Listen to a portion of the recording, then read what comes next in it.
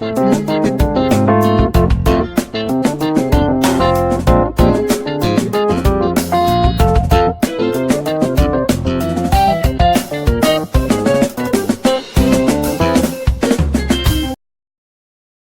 everyone. You are welcome to Anchor Network, where you get reliable and authentic news that are so crucial to you. I say big thank you to everyone who has been part of this channel and who has taken time to subscribe. And if you are yet to subscribe, I say please click the red subscribe button and also the bell icon. The bell icon will allow you to get notified anytime we publish any news.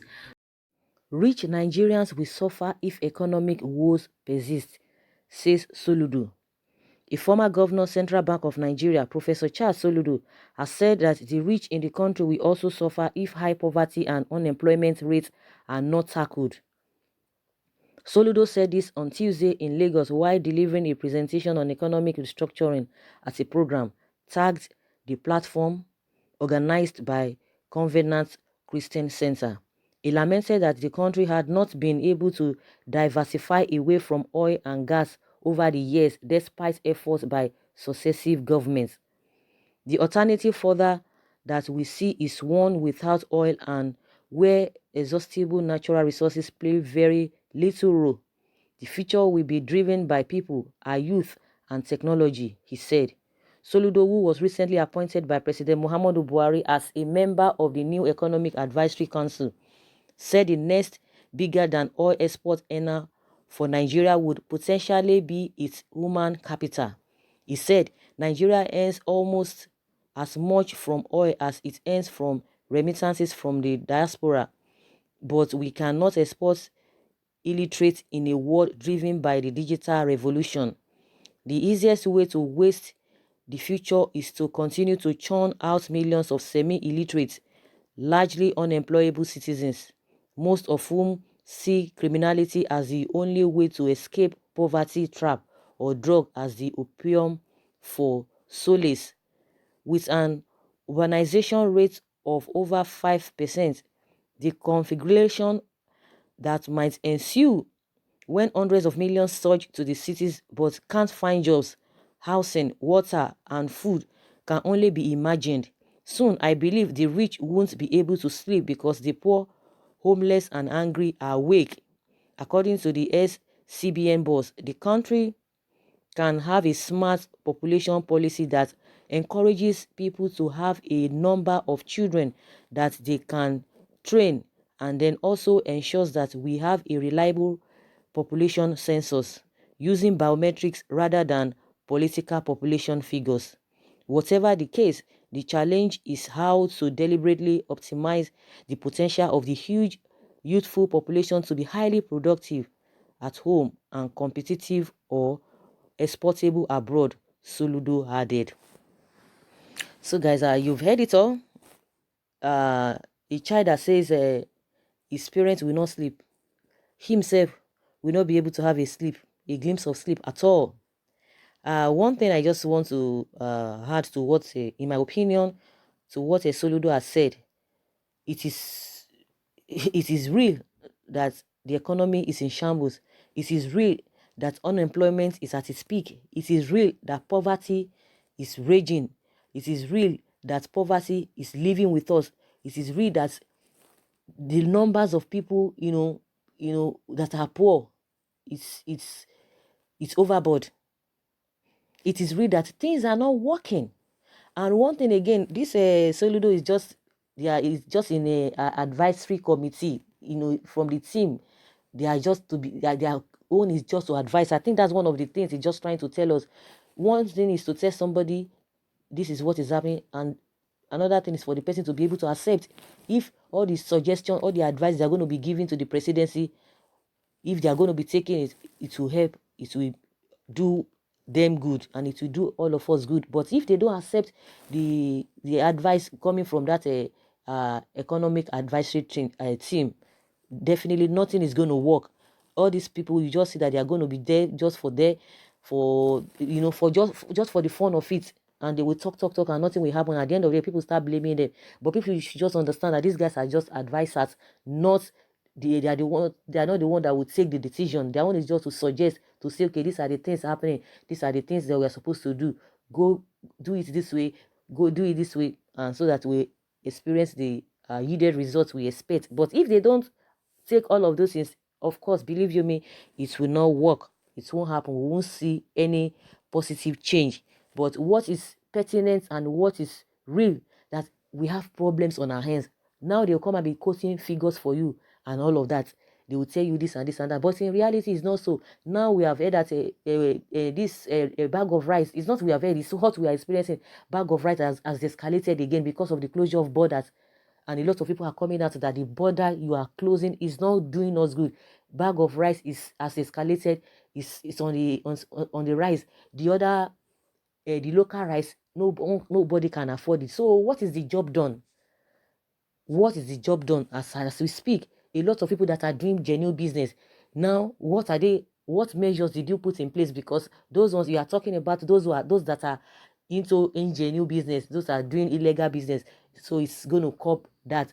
But now we have people that are doing genuine business. How have you been able to, make arrangements so that it will help them? Now every one of them is just not doing anything. Most of them, their goods are perished, and that is a big loss, huge loss on their part. So how do we address that? How do we marry them together? Closure of border and people that are doing genuine business. How do they fend for themselves? Those are the things that we are talking about.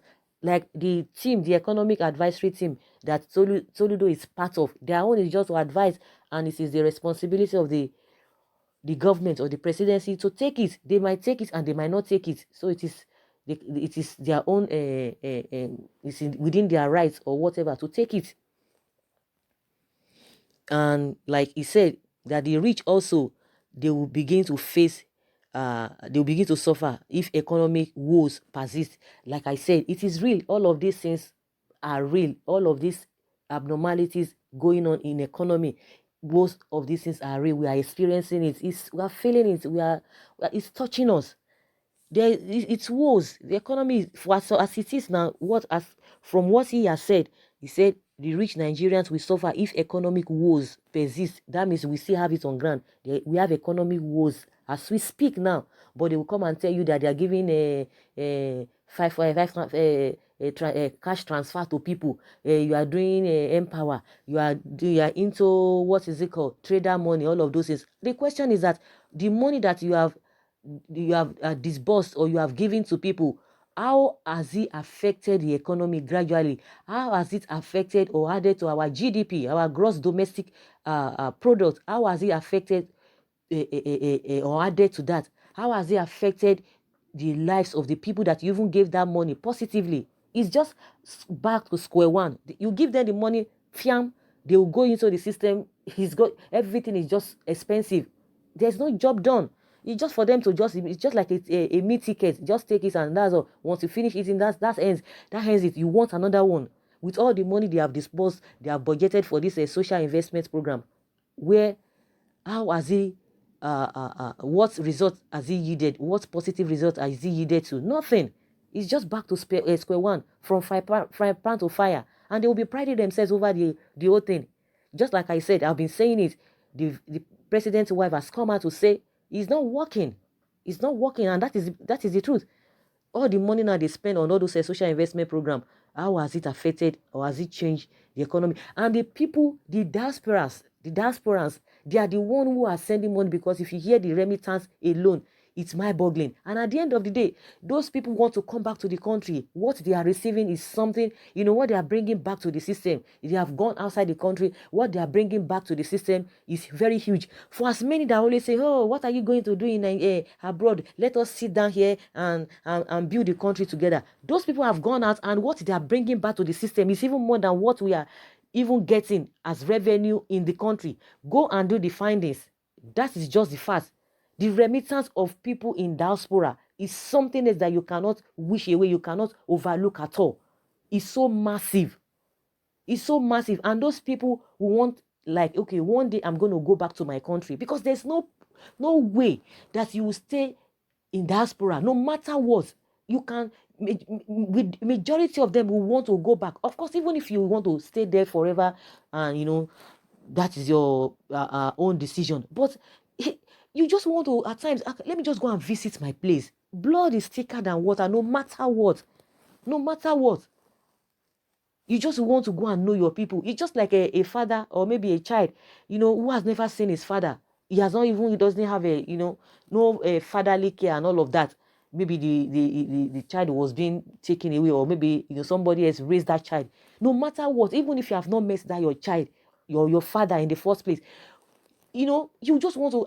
I came from somewhere. Even those ones that were born in abroad, they were like, oh, they are not used to Nigeria system. But there's something that is in you that no matter where you go, you will, let me go and trace my place. Let me even know my place. Let me know where I come from. A lot of them that are in America, all those say, listen, do you think they are happy being there? All those say black Americans, do you think they are happy being there? But just that they don't have choice. They can't trace their origin back, let alone the ones that know that they can really trace their origin back. You want to go there because in as much you know that, okay, this is where I came from, you want to go back there, even if it's to visit. But what's the percentage of people like that? Majority of the people abroad now, most of them Nigerians, most of them, they really left Nigeria to wherever they are in abroad, but they want to go back to their country just to visit or whatever. A lot of them even want to go back to the country, and by the time they look back, they will they will just be discouraged. And in one way or the other, sending money to your people, buying this and that, it's really helping. And if you calculate it and if you check it statistically, the ones that are even be recorded, through money transfer, through money, Western Union, it's massive. It's massive. And at the end of the day, you will start talking down on those people. Why did they leave? The numbers of Nigerians that are in Nigerians, how have they been able to make Nigeria work? Let alone people that are outside the country. So that is just it. But what we know now is that according to, let me see, put it that way, according to Soludos, that we have economic woes, that if it continues, that is what we know. But now for him to be saying it, he knows what he's talking about. Because if people come now, after all, he's one of the team that will be advising the presidency, in terms of economy. If he's saying this, it's not a matter of somebody who is in opposition party, that you have done this in your whatever. He's saying that is just the reality, whether you like it or whether you want to take it, like it or not. That is just the reality. You know it. You know it. That's just it. You know it. So you don't need anybody to tell you. You can deny it for all you care if you are one of their supporters. So guys, that is just my opinion concerning what Soludo has said, that if the rich Nigerians will suffer if economic woes persist, according to Soludo. So guys, leave your comments below in the comment section. Thank you very much. Bye.